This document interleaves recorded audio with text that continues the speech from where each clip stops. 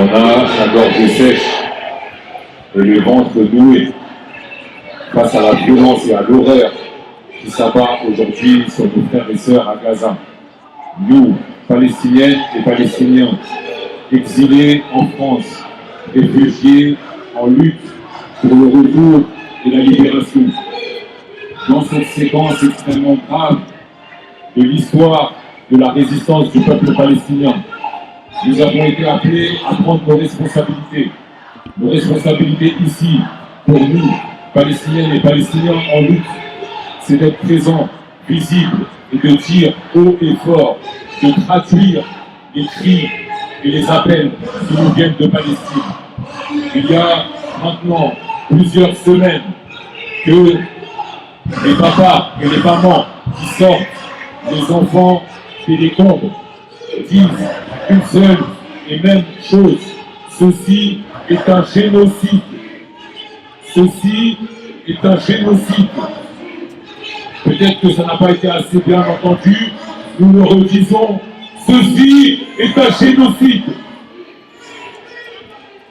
Le fait que les Palestiniens le crient face au corps ensanglanté de leurs enfants, nous posons une question: combien de temps faudra-t-il pour que la France, son gouvernement et toutes ses organisations politiques et syndicales s'engagent enfin avec force pour dire aux côtés des Palestiniens: stop au génocide.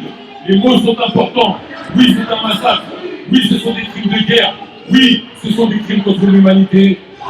Ceci est un génocide. Deuxièmement, les Palestiniens nous disent aujourd'hui: la meilleure protection, la seule protection face au déchaînement du colonialisme et de sa brutalité raciste sans limite. Le seul rempart que nous avons aujourd'hui, c'est la résistance du peuple palestinien. La résistance pour un peuple occupé est toujours un droit légitime, et c'est pour nous aujourd'hui un devoir. Donc nous le disons, de Gaza à Paris, nous sommes toutes et tous ensemble un même mouvement de résistance contre le colonialisme, contre le racisme et contre ce génocide.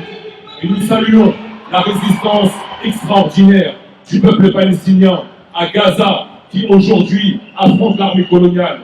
Aujourd'hui, cette résistance, elle affronte les chars et les bulldozers de l'armée d'occupation. Cette résistance, elle est légitime, nous la soutenons, nous en faisons partie, et nous sommes un seul et même corps aujourd'hui, en lutte pour la libération et pour le retour. Dernier message, pour terminer: quand les Palestiniennes et les Palestiniens crient, c'est à nous de les entendre, à nous toutes et tous, pas en tant que Palestiniens, Arabes, musulmans, chrétiens, français, ceci ou cela. Quand on parle d'un génocide, c'est l'affaire de toute l'humanité. Et la responsabilité d'écouter avec attention, dans une position basse, de respect par rapport à ces personnes aujourd'hui qui souffrent dans leur chair et qui perdent ce qui sont de plus précieux. Il faut les écouter et les entendre. Et moi, ce que je vous dis aujourd'hui, au nom de Boussole Palestine, c'est un appel à toutes et tous converger dans l'espace que nous avons construit. Urgence Palestine, aujourd'hui, c'est la coalition des organisations politiques, syndicales, associatives, mais aussi celles de ces personnes, simples citoyens, aujourd'hui qui sont en lutte contre la complicité criminelle du gouvernement français. Nous vous implorons toutes et tous à rejoindre cet appel. Urgence Palestine aujourd'hui, c'est l'arme des Palestiniens en lutte, ici à Paris, en France et en Europe. On a besoin que toutes et tous rejoignent cet appel. On dit la même chose, c'est une lutte pour le droit, pour la justice. La vérité, c'est la mère du droit et de la justice. Le droit et la justice, c'est la maman de la paix. Aujourd'hui, c'est possible de s'engager concrètement en étant alignés. Arrêtons de perdre notre énergie. Arrêtons de nous disperser. Vous voulez qu'on soit alignés? Soyons alignés. Avec l'appel d'Al-Quds, avec l'appel de Gaza, avec l'appel des Palestiniens en France. Notre boussole, c'est la Palestine. Notre arme, aujourd'hui ici, c'est Urgence Palestine.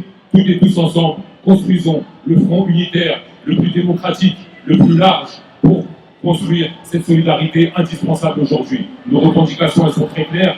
Oui, on veut un cessez-le-feu immédiat. Oui, on veut veut la fin de ce blocus qui a soif et affame notre peuple.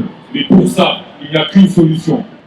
Des sanctions contre l'État criminel d'Israël, un embargo sur ses armes, l'arrestation de l'envoi de ces avions qui permettent à des réservistes franco-israéliens de participer aux crimes de guerre, des sanctions économiques contre Israël, la suspension des accords d'association entre l'Union européenne et Israël. Et la liste pourrait être ainsi très très longue.